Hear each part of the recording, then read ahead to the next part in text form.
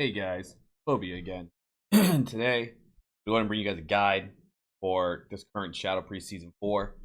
I know a lot of people on my stream, since I've come back, have been like, oh, Shadow Priest feels hard or doesn't feel the same. What are you doing for, since we lost the 4 set? Well, I just been playing like an Affliction lock, like pad build, and it's been working wonders for me. I'm not trying to go for one shots, I'm just trying to spread pressure, and I'm going to go ahead and show you guys how that works for me. I came back at the end of this last season, and now I'm here for season 4. So currently we are the #1 SP in the world right here, EJR. EU's 2445. I'm 2507. I haven't played that much. I play in all 4 of my Shadow Priests right now. I haven't played that much. So far, I only have 56 wins so far, so kind of a lot less than top 10 already. It looks like some of these guys have hundreds already. But the build I've been using, just in every round, I feel like I have pressure. Like, there are some rounds I just feel like I can't win. So if you guys are out there, things I can't win that feels hard is Windwalker, Fury Warrior,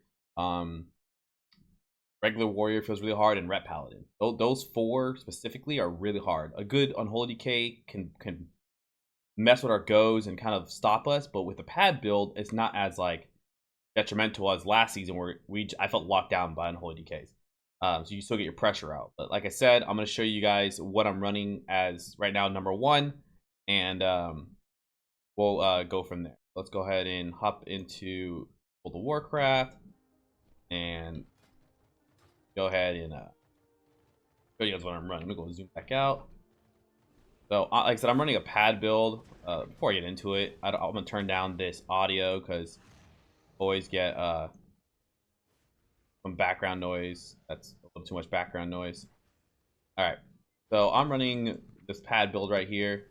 I'm running Void Eruption with Shadow Crash. I'm running Phantasm Pathogen for the big shadowy operations.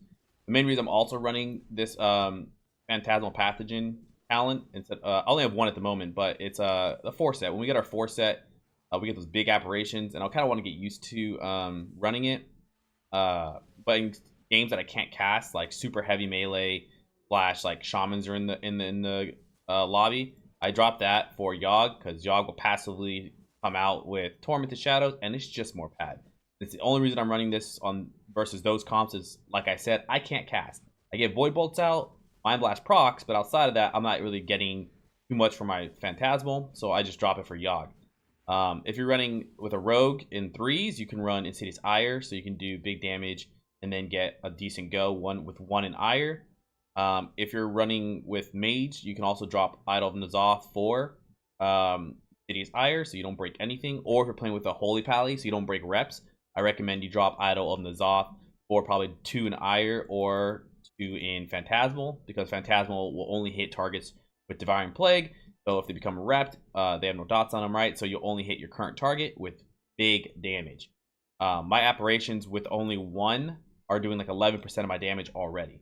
So that's something I recommend running. I like to run N'Zoth because I personally, on all 4 of my Shadow Priest, I'm running a Affy Shadow Play. Affy Shadow Play feels insane. Everyone's dying. HP pool is so much higher now, so pad is more relevant in the current meta. So we just run people out of mana and we win, and it just feels awesome. So that's why I'm running a big spread dot build. Like I said, if you're playing with a single target burst type comp, like running with a rogue or playing with a mage, or even a demo lock for that matter, if you don't want to just whatever you don't want to break CC, you could drop N'Zoth, but I like it. All right, going from there, let's say you really don't want to run Phantasmal until you get 4 set. You can also run Mental Decay. All right. Outside of that, this is my build. I will link it into the description when I'm done here. My PvP talents are almost always Catharsis, Driven to Madness, and Siphene. The only time I drop Siphene is if I'm playing with an MS or I really need Phase Shift. So Marksman Hunters seem to be coming out of the woodwork. I do run this in the Marksman Hunter, and I run it into Destro Warlock. You'll also see me run this into certain Boom King comps where I feel like I'm the target or I'm just going to get spam CC'd. But most of the time, I don't need it into Boomkin because I just play back. I don't push into a Boomkin's line. I dot everybody, and when I see the Boomkin coming at me for clones, I just get distance. So this is what I generally run for PvP talents. Onto the priest side, I dropped Tiff's Evasion because I'm no longer running Death Speaker because our 4-set is no longer here, and Death hits like a wet noodle. Fun fact, Shadow Word Death does more damage back to us than we do for damage now. So the 8%, like you could run Tiff's Evasion and only take 4%, and we still do more damage to us than our Execute does the targets. Our Execute is terrible this season. Like I said, if I throw a Death out, I do more damage back to myself. The only reason I use Death is because of Death and Madness, and I can get 2 back-to-back, and generally that will kill somebody. But it just does garbage damage. I feel so annoyed how bad Shadow or Death hits. But this I'm running that anyway. But yeah, I dropped Test Evasion.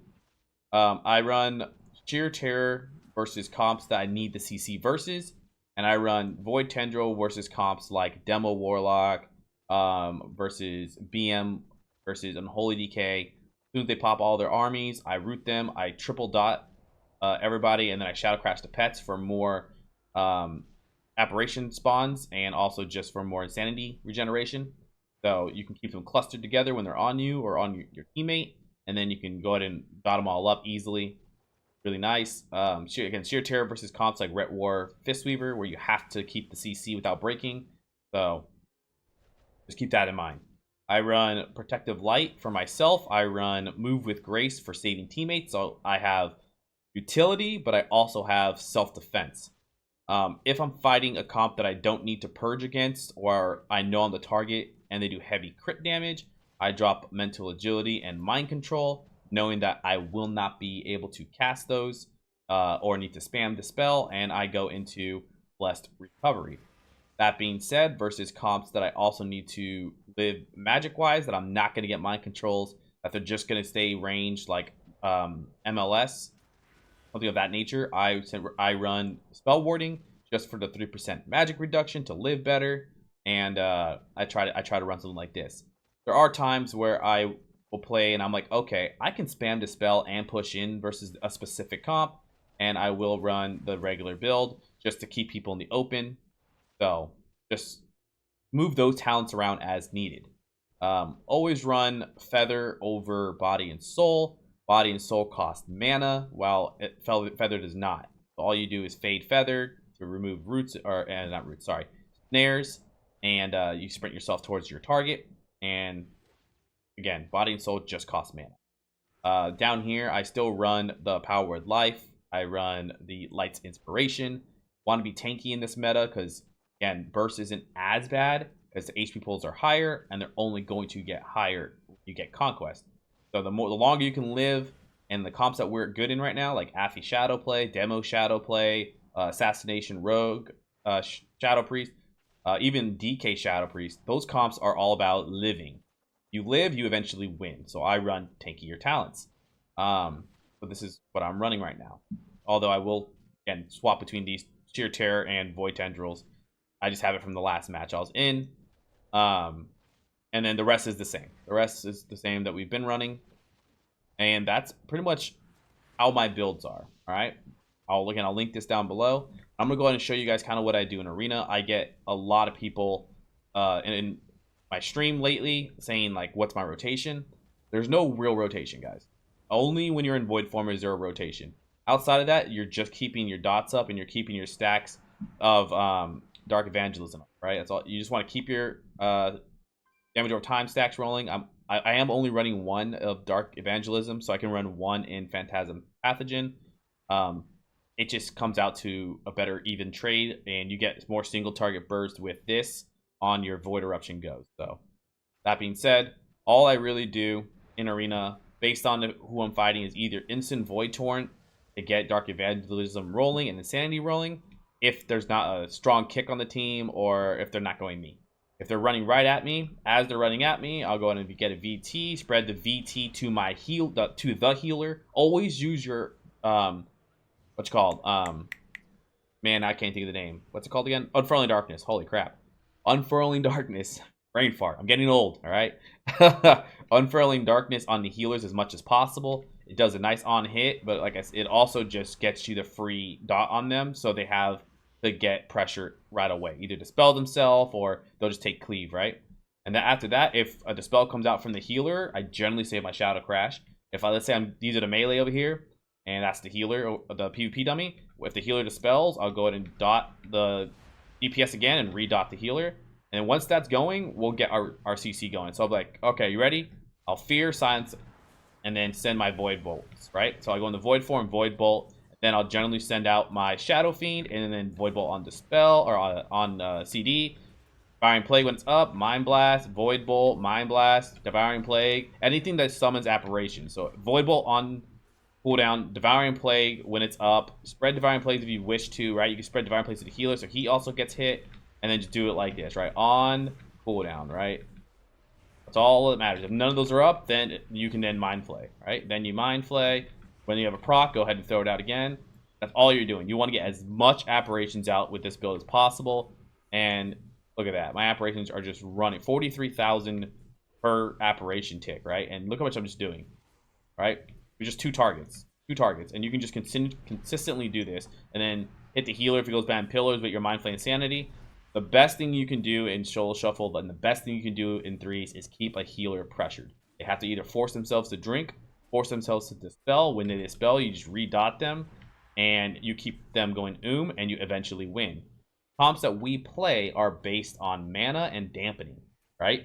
So you want to, unless you play Destro Shadowplay, you can, but the majority of people are going to run dampener comps, and that feels the best. We just consistently rot them, and then you notice all three are dying. Healer has to heal whoever you're on because you have a decent amount of burst still, and then you see the healer rotting, so then you go, oh, look, healer. And you swap to the healer, you fear the DPS, you silence the healer, mind game, Fiend, and then now the healer's dying.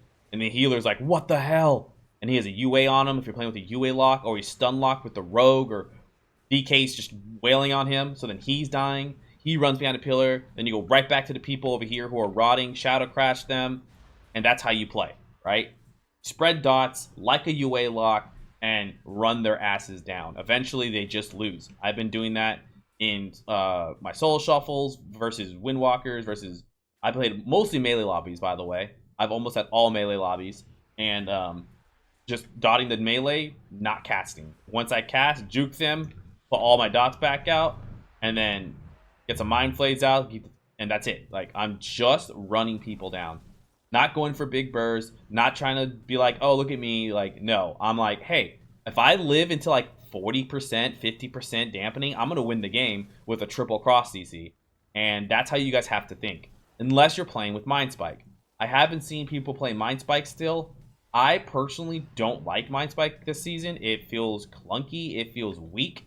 Mind Flay, people run. I don't know if you're a Shadow Priest out there and you notice when you pop Void Form or you pop Dark Ascension or PI, people are just running from you. They're like, oh, it's your damage. I'm just going to go behind a pillar. Well, Mind Spike does nothing for me there. But Mind Flay does, right? Mind Flay, if I have, let's say I have 3 people dotted, right? Mind Flay allows me to still hit all 3 with Psychic Link and get my apparitions on all 3, right? It just allows, let's say they're running and I get a Mind Flay before they're going to LOS. Or I Shadow Crash and they run around the corner and I get a glimpse of them and then I just Mind Flay. Mind Spike doesn't allow this, and so I don't like it, and everything I queue into is something that can kite. And like mages who just blink back when I have my burst. Warlocks who just port. Windwalkers who just port. Warriors who just leap away or just tank my fucking damage because warriors can just, apparently are just the tankiest thing in the world right now, especially Fury Warrior. Fury Warrior feels insane. They just sit in your face. And yeah, so anyways, that's what I'm running. And that's how I play the game. So as for macros, if you guys need macros, I run a at target macro for my PI. So on my burst, when I'm popping Void Form or Dark Ascension, obviously I'm bursting when I'm using these abilities. So my PI goes to my target. Obviously I'm communicating, hey, you guys ready to go? Here's your PI. If I'm running bad, it's linked into it. So if you want something like this, you can. For Soul Shuffle, I have the same thing, right? 3 different targets, at targets, Power Infusion, Void Eruption, right? So it pops out. If you look, if I pop Void Form, it automatically pops Power Infusion. So I have it ready to go on my burst. That's a nice one. I've been using a cursor, regular Shadow Crash lately. but I used to run just an @cursor shadow crash, which is right here. So you can just use it without even click. If you guys want that, it's literally just /cast @cursor. This season, I decided I want to be more, I don't know, more pinpoint with my shadow crashes. So, especially because there's so many pets, I want to make sure they're clustered properly. So I'm just using regular. I have a cancel aura macro somewhere around here. Right here. So these are my cancel aura. So it's tied to mind flay. So it'll cancel my dispersion and it'll cancel my mind control. You can't cast out of mind control. So if I just use it's tied to my mind flay. So if I'm dispersed, right, I came right instantly out of dispersion, right? Just mouse wheel up is my mind flay, instantly takes me out of it. So let's say you just need to disperse and come out as soon as you do it because you got healed or somebody's about to die. You can cancel it real quickly. Same thing with mind control. Like I said, you can't cast, so you don't have to worry about getting kicked. As soon as I use mind flay, it drops my mind control instantly. I don't have to do any /auras. It just takes me out of it. If you guys want any of these, just by the way, just message in the comments. I have a sorry, where's it at? Right here. @player or feather. So if you notice, I never had to put feather down. I just use it and it uses it right on me. I know I used to think, oh, I'm going to use feather for my teammates. Guys, I can't tell you the last time I actually gave a teammate feather. I might be trolling with that. I don't know if any of you guys have. I can't tell you the last time I've actually feathered another player.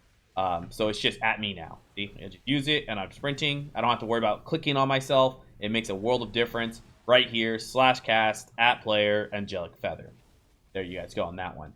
I also have a dispersion macro that has desperate prayer tied to it. For the times that I'm really low, I'll use that macro instead of just regular dispersion, and it'll use both, and I get a huge heal out of it because dispersion is based off your health, your percentage of HP. So I have a normal dispersion and a macro dispersion. For that reasons, I also have all my focus targets, which is just /cast @target equals focus, harm, silence, harm, silence. So what this does, if you're new to my videos or just don't remember, this makes your focus target usable on your target if you don't have a focus. So I have mouse wheel down as my silence. It's what I'm used to for everything. When I was a mage main, I used to use it for counterspell, in duels, in arena. But once I have a focus, it becomes a focus target. So, for instance, let's say I'm fighting this target dummy, mouse wheel down is silence. But if I had a focus target, my mouse wheel down will then now target this sleeve dummy over here, and then my shift mouse wheel down will target my current target. So I just like having my mouse wheel down as silence, so I don't have to think about, oh snap, and now I got to shift mouse wheel down in a duel, or I got to shift mouse wheel down in a world PvP, or whatever it comes down to. I just have it bound that way. So it's cool. I call it a grand macro. It just works for everything. So if you guys want one of those, you can do that. I have it tied into everything. Mind control. I have it tied into my stuns. So anything right here you guys want. I have a @cursor master spell if you guys want it. So instead of having to click master spell, it just comes out. Same thing. /cast @cursor master spell. Sorry for talking too fast. And that's all I got. One big thing I would recommend is you guys using some kind of ping macro in Soul Shuffle.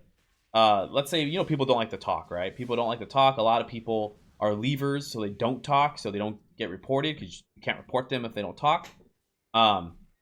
Unless you click their name, but if they just leave, you can't click their portrait. So I notice people don't like to talk, but I'm like, hey, who are we hitting? If you watch my streams all the time, I'm like, hey guys, who are we hitting? And no one will respond. But what I have here is a ping macro, right? So if I ping at why is not my ping not going off? Hold on. My ping's not going off. Let me drag this back down. There we go. So I have a ping macro. I don't know why when I did my update today that it's not working. I have two of them down here. But you see how I'm pinging this guy? It lets them know I'm going this target. So I just have it bound to Void Torrent. And so sometimes I'll just run and just hit the Void Torrent without, because if I'm running, Void Torrent won't go off. But if I'm also using Void Torrent on a target, they should know I'm hitting that target. So I'd recommend tying that into whatever spell you think is most important. when you're hitting a target. You can tie it into mind games if you wish to. You can tie it into void eruption. I just recommend you tie it into something that is spammable that won't make you cast something. So like if I'm hitting a target, I can just, it's on, even on cooldown, I can just be dotting and hitting, and while I'm running, spamming dispel, running, like just so they know I'm hitting. I recommend you tie that in to something. Again, that is it's just flash ping at target attack, the attack one, right? And then I have it tied into Void Torrent. So if you guys want to copy that, send that into your macros. You guys are good to go. And that's about everything I have for you guys for this current season. Like I said, this is just what I'm running, what I'm playing. This is how I am playing. The comps I recommend, again, Shadow play. I prefer Affy or Demo. Affy just feels awesome right now. RPS, you can play RP Pally. And then Shadow Cleave, which is with a DK. It just feels good with the DK. Also, FP Pally and FPS could probably be good. Ferals just feel good right now. Their damage. I know they're not as strong technically, but they feel good with our build. Sorry guys, I actually forgot to say something. So I'm gonna go ahead and put this in and I'll edit it. Gear. I didn't even talk about gear. I'm so sorry. Haste Verse is still what I'm running. I'm running Verse Haste Gems now instead of Haste Verse Gems. I'm gonna kind of mess around with Mastery once I'm fully Conquest geared, like Mastery Gems, just because Haste is now in diminishing return for us. But yes, as of right now, all Haste Verse gear. I'm using Wafting Devotion, the Haste proc enchant. It just feels nice with my current build. Sophic Devotion might be better, but I just wanted to mess around with Wafting, and I like it. As for tier set, I have the 2 set right now. I am going to go 4 set to do bigger damage. And the 4 set we're going to go ahead and run, by the way, is the helmet, because it has haste, the shoulders, because it has haste, the chest, because it has verse, and the hands, because it's haste verse. You don't want to go the pants, because it's crit mastery, right? So no verse and no haste. So we're going to go those 4, and then either make the crafted pants or just use the pants. So that's something I am doing. Also, one of the talents I forgot to mention is I did swap from Mind's Eye to Distorted Reality. It gives your Devouring Plague 20% more damage, and it lasts longer. So when you're running Phantasm Pathogen, you get a lot more apparitions without reapplying Devouring Plague. But just wanted to mention that. I noticed when I was stopping my video that I didn't put those 2 things in, and I do apologize. But now I'm going to edit this in, and so it might look a little clunky in the video, but at least I'll get those out for you guys. So yeah, make sure you get that. Make sure you guys grab your precog with your piece this week. Precog is very important. I made mine already and got my 2. So as for weapon, by the way, do not buy your PvP weapon next week. Just get your world PvP weapon. I already got my 512 version of it. I'm gonna upgrade that to. I'm gonna go and upgrade it. So we save Conquest with this, by the way, to the 525. Right? So we're only 3 item level off a Conquest weapon for free, just by doing world PvP. Right? You just buy your weapon, get 800 blade tokens. There you go. Right? You either get it, knock it out, and you save yourself Conquest, and you have a Conquest weapon essentially. Then you can buy the rest of your gear, your 4 set, your necklaces, all that, and hope maybe you get a weapon out of the vault, or buy it last because you already have a weapon. So make sure you guys don't waste your Conquest. All right, now I'm out.